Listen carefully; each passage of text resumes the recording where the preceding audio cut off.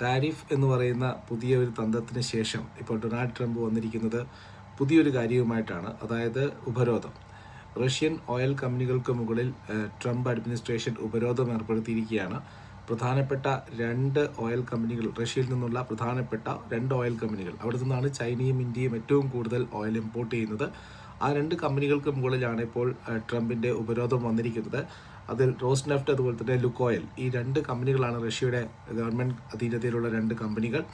ഈ കമ്പനിയിൽ നിന്നാണ് ഇന്ത്യയുടെ ക്രൂഡ് ഓയിൽ ഇമ്പോർട്ട്, ഇന്ത്യയുടെ ഏറ്റവും വലിയ ക്രൂഡ് ഓയിൽ ഇമ്പോർട്ട് നടക്കുന്നത് ഇപ്പോൾ റഷ്യയിൽ നിന്നാണ്. 2023 മുതൽ ഇന്ത്യക്ക് ഏറ്റവും കൂടുതൽ ക്രൂഡ് ഓയിൽ വരുന്നത് റഷ്യയിൽ നിന്നാണ്. അതായത് ഒരു ദിവസം നമ്മൾ ഏകദേശം 17 ലക്ഷം ബാരൽ ക്രൂഡ് ഓയിലാണ് ഇന്ത്യയിലേക്ക് ഇറക്കുമതി ചെയ്യുന്നത്. ഇതിൻ്റെ പകുതിയും ഉപയോഗിക്കുന്നത് റിലയൻസ് ആണ്. റിലയൻസിൻ്റെ ജാംനഗറിലുള്ള ഏറ്റവും വലിയ, ലോകത്തിലെ തന്നെ ഏറ്റവും വലിയ റിഫൈനറിയിലേക്കാണ് ഇതിൻ്റെ പകുതിയും പോകുന്നത്.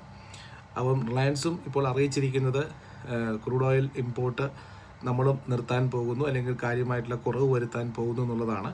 ഗവൺമെൻറ് ഓഫ് ഇന്ത്യ പറയുന്ന നിയമങ്ങൾക്കനുസരിച്ചിട്ടുള്ള മാത്രമുള്ള ഇമ്പോർട്ടുകൾ മാത്രമായിരിക്കും നമ്മൾ നടത്തുക എന്നുള്ളതാണ് പറയുന്നത്. അപ്പോൾ ഈ ഒരു സാങ്ഷന് ശേഷം അന്താരാഷ്ട്ര വിപണിയിലെ ക്രൂഡ് ഓയിലിൻ്റെ വിലയിൽ $68 മുകളിലേക്ക് വന്നിട്ടുണ്ട്. അപ്പോൾ ഇതിൽ ഒരു പ്രധാനപ്പെട്ടുള്ള കാര്യം എന്ന് പറയുന്നത്, ഏകദേശം ഈ റഷ്യ എക്സ്പോർട്ട് ചെയ്യുന്ന 31-32 ലക്ഷം ബാരലാണ് ഒരു ദിവസം അവർ എക്സ്പോർട്ട് ചെയ്യുന്നത്. അതിൽ ഏകദേശം ഈ 16-17 ലക്ഷം മാത്രമാണ് ഇന്ത്യയിലേക്ക് വരുന്നത്. ബാക്കി പല രാജ്യങ്ങളിലേക്കും പോകുന്നുണ്ട്. ഇപ്പോൾ ചൈനയും അറിയിച്ചിരിക്കുന്നത് റഷ്യയിൽ നിന്നുള്ള ഓയിൽ ഇമ്പോർട്ട് കുറക്കും എന്നുള്ള രീതിയിലുള്ള പ്രഖ്യാപനങ്ങളാണ് വന്നുകൊണ്ടിരിക്കുന്നത്. ഏതായാലും റിലയൻസിൻ്റെ ഓഹരികളിൽ കനത്ത ഇടിവാണ് രേഖപ്പെടുത്തിയിരിക്കുന്നത്.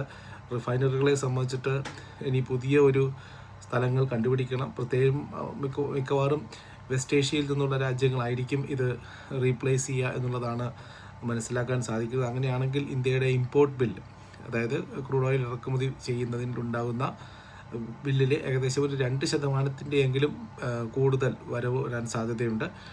ഇത് സാരമായിട്ട് ബാധിക്കുന്നതാണ്. 2% ടോട്ടൽ ക്രൂഡ് ഓയിലിൻ്റെ ബില്ലിൽ വരിക എന്ന് പറയുന്നതൊക്കെ വലിയൊരു എമൗണ്ട് തന്നെയാണ്.